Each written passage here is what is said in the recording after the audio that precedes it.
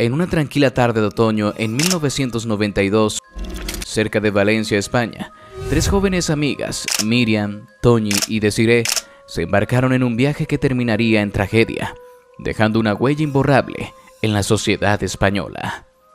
Las tres adolescentes, llenas de energía y entusiasmo, planearon una salida nocturna a la discoteca Color en Alcácer. Sin embargo, sus planes se desviaron cuando Miriam, quien solía ser transportada por su padre, se encontró sin opción debido a la enfermedad de este último. Así decidieron intentar suerte haciendo autostop en una carretera solitaria que conectaba Alcácer con Picassent.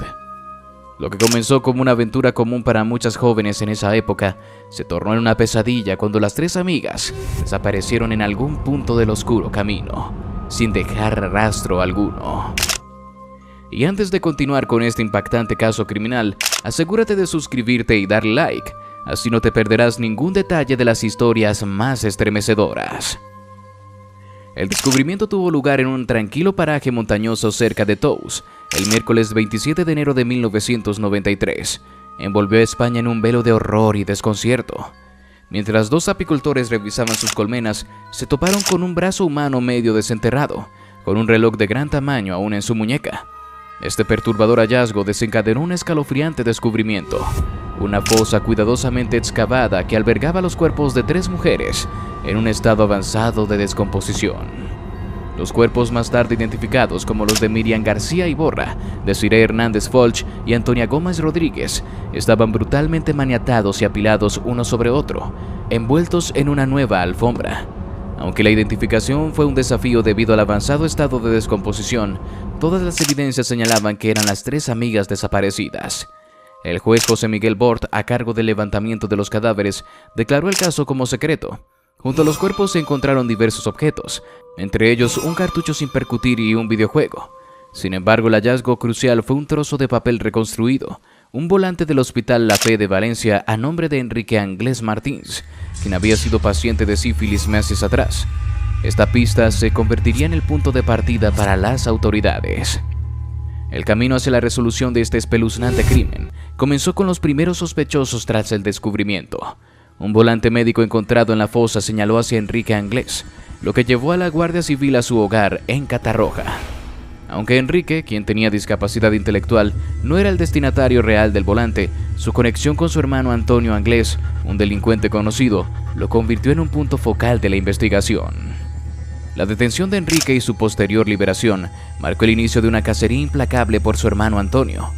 Después de su hallazgo, los cuerpos de las menores fueron llevados al Instituto Anatómico Forense de Valencia, donde permanecieron durante la noche. Al día siguiente, un equipo de 6 forenses liderado por el catedrático Fernando Verdú Pascual realizó las autopsias, que duraron 8 horas y concluyeron 3 meses después con la presentación del informe al juzgado.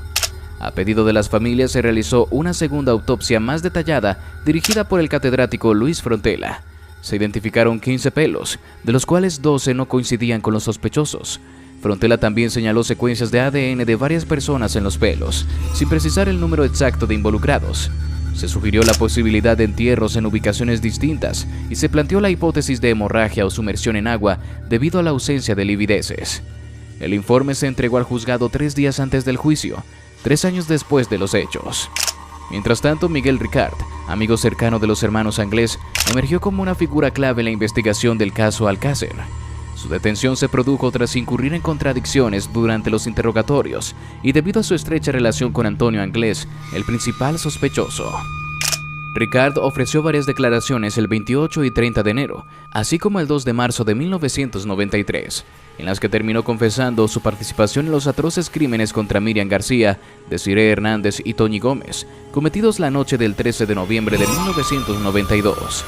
Según su relato, las jóvenes, mientras hacían autostop para dirigirse a la discoteca Color, fueron recogidas por Antonio y él mismo.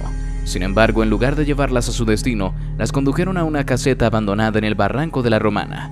Allí, según su versión, las adolescentes fueron maniatadas a un poste y sometidas a violaciones y abusos a lo largo de la noche, mayormente perpetrados por Antonio Anglés. Ricard detalló que tras un breve intervalo en el que fueron a comprar comida, los abusos continuaron, culminando con el traslado de las víctimas a una fosa previamente cavada, donde Antonio Anglés las ejecutó con disparos en la cabeza. La confesión de Ricard fue un elemento central en la acusación. ya que proporcionaba una narrativa detallada de los hechos y vinculaba directamente a Antonio Anglés con los crímenes. Sin embargo, el 29 de marzo de 1993, Ricard sorprendió al retractarse de su confesión, alegando que había sido obtenida bajo tortura por parte de la Guardia Civil. A pesar de esta declaración, un examen médico realizado no encontró evidencias de maltrato físico, lo que puso en duda la credibilidad de su retractación.